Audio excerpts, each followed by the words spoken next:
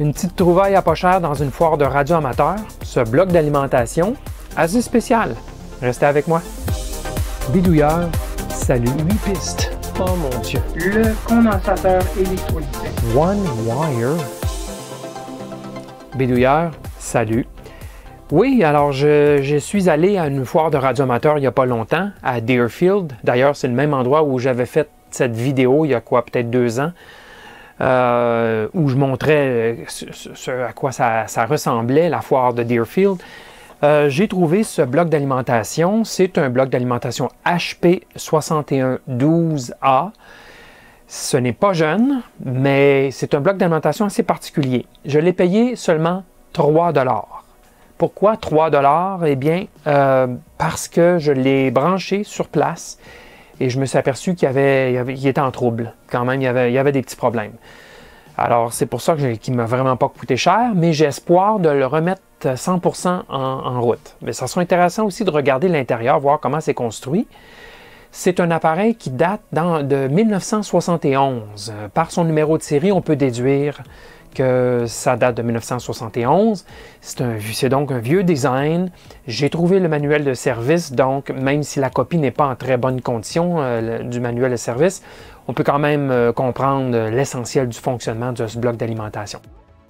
Regardons rapidement le principe de fonctionnement du bloc d'alimentation en question, le HP 6112A.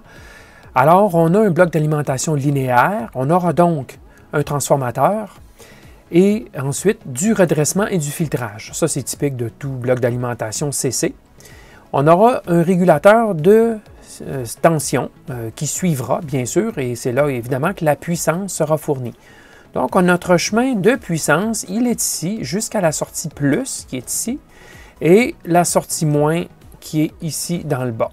Alors ça, c'est le chemin de la puissance. Maintenant, pour analyser comment le circuit fonctionne, bien, on prendra ici, sur la sortie directement, de l'échantillonnage. On aura un circuit ici qui calculera, si vous voulez, une erreur, donc, par rapport aux références qui sont fournies ici. D'accord? Et cette erreur sera amplifiée et viendra compenser ici l'autre circuit de régulateur série. Donc, c'est une boucle qui travaillera constamment pour corriger la tension de sortie en fonction de l'erreur calculée par rapport à nos références qui, elles, sont très stables. Alors ça, c'est le principe de base pour réguler la tension. Maintenant, pour réguler le courant, bien, on a une résistance ici de très faible valeur qui va causer une légère chute de tension. Et c'est cette chute de tension-là qui est détectée et qui sera amplifiée ici par un circuit d'amplification. Et lorsque le seuil sera atteint de limite du courant, on viendra ici étouffer la tension de sortie pour ne pas que le courant dépasse le seuil qui a été fixé par le potentiomètre sur le devant. Donc ça, c'est l'action de limite de courant. Alors ça, c'est l'essentiel du fonctionnement. On a un four, une chambre en température pour stabiliser nos références. On va voir ça à l'intérieur du boîtier, vous allez le voir. Alors, je vous montre tout de suite en quoi consiste ce bloc d'alimentation et les petits troubles. Alors, l'intérêt premier de ce bloc d'alimentation, autrement que d'avoir le courant et la tension ajustables, c'est que la tension est ajustable avec des roulettes de sélection, tout simplement. Mais en plus, c'est la résolution. Ce bloc d'alimentation fait de 0 à 40 volts, 0 à 1,5 ampère, 0 à 40 volts jusqu'aux 100 microvolts près. Donc, vous pourriez mettre, par exemple, 34,4536 volts. Et il a une exactitude de 0,1% et une résolution de 100 microvolts.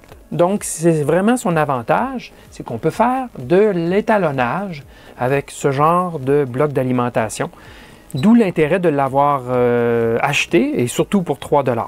Bon, contrôle de courant, c'est un contrôle standard avec un bouton rotatif. Ici, on comprend que ce n'est pas la résolution, on ne l'obtient pas sur la variation de courant, mais bien sur l'ajustement de la tension. Voici quels sont les troubles que j'ai vus jusqu'à maintenant. Le premier, la tension. Vous voyez tout de suite qu'on voit clairement que le contrôle ici est sale. Bon, ça, c'est pas si mal. La saleté du contrôle, bon, on finit par le faire fonctionner et ça se nettoie bien. L'autre trouble, c'est les ajustements de tension. Je vous mets un multimètre ici. Regardez, je suis supposé être à 25,400. C'est à 0. Et non, je suis plutôt à 25,510. Et si vous faites le calcul de 0,1 %, vous allez vous rendre compte que ce n'est pas... à bien des tensions, ça dépasse le 0,1 % et par beaucoup. Par exemple, si je retourne à 5 volts, ici on a 5,3 volts alors que c'est 5,2.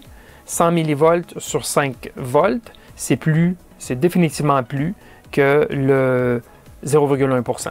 Alors, et juste à bouger la roulette, bien, on peut facilement faire bouger, dériver, juste en bougeant. Donc, contact sale, certainement. Je n'ai aucun doute là-dessus. Donc, la première chose à faire, ce sera de nettoyer les contacts pour voir si ça la ramène de façon consistante sur les bonnes tensions. OK? Alors, c'est à voir. Alors, on va tout de suite l'ouvrir, on va regarder en dedans. Ça va nous permettre de voir la construction de qualité d'un appareil de haute précision des années 1970. On va quand même prendre quelques secondes pour regarder les spécifications du bloc d'alimentation parce que c'est ça qui le rend vraiment intéressant, ce bloc d'alimentation-là. Ce n'est pas un petit bloc d'établi ordinaire, vous allez voir tout de suite. Regardez la régulation, donc la variation de la tension en fonction de la charge. Bien, sur les bornes d'en avant, on aura une variation de moins que 0,001 % plus un petit 350 microvolts. Ça, c'est pour une sortie donc d'une charge qui variera de 0 à plein courant. On n'aura pas plus que 0,001 % de variation, ce qui est exceptionnel.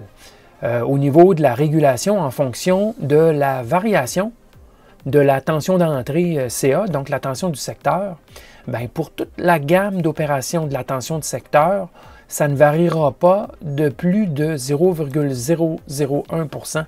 On parle de la tension de sortie ici, là. Donc, très peu de variation en fonction de la variation du secteur.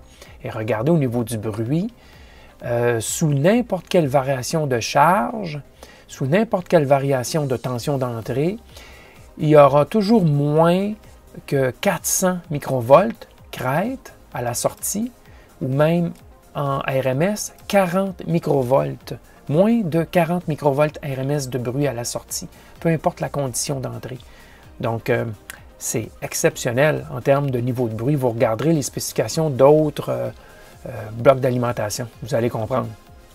Autre chose, regardez la stabilité de ce bloc d'alimentation-là en fonction de la température.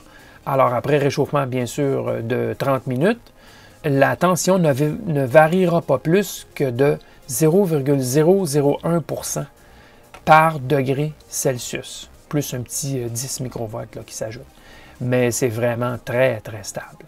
Alors, vous avez ici un bon exemple d'un bloc d'alimentation de précision, parce que c'est ça que c'est. Précision en tension, précision en stabilité.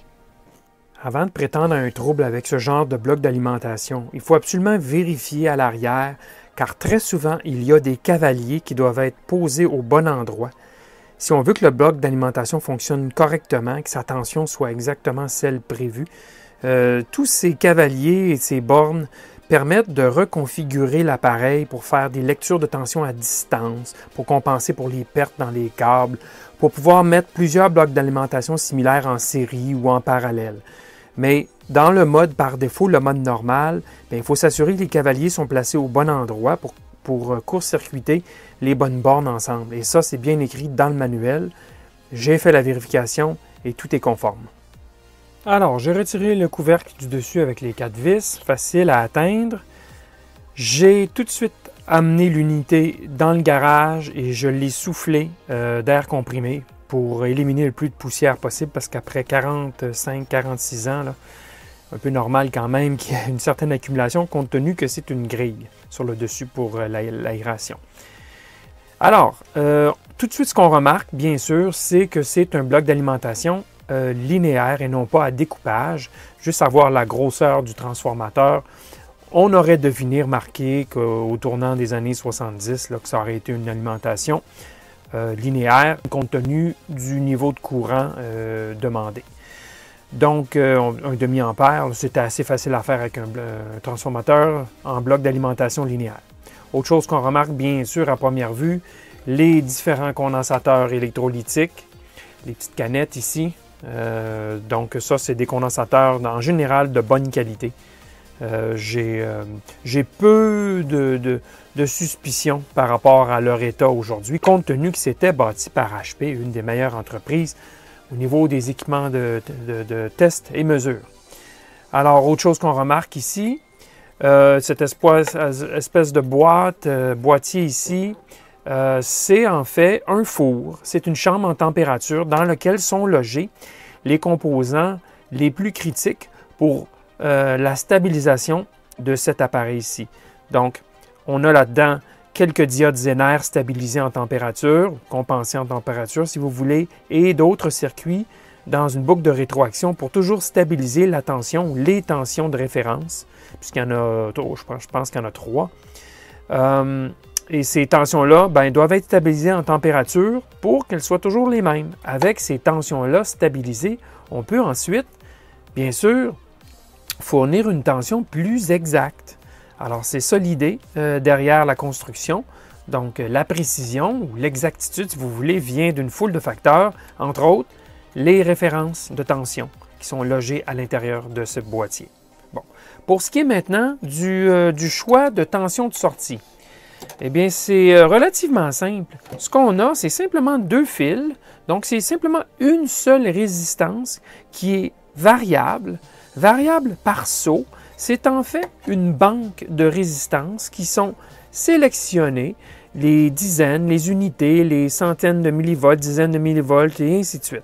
Alors, c'est simplement une banque de résistance de 0,1% de précision, de tolérance, si vous voulez, qui sont ajoutées en série les unes avec les autres en fonction de la sélection à l'avant de l'appareil pour fournir la résistance totale qui vient faire le choix de la tension. Alors, en ayant des résistances de 0,1% de tolérance, eh bien, on réussit avec une bonne référence, bien sûr, ou des bonnes références qui sont stockées dans ce boîtier, on réussit à avoir une sortie dont l'exactitude sera au pire 0,1%.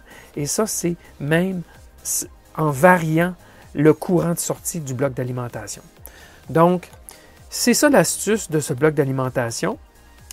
Très bien construit, évidemment, pour garantir une régulation championne.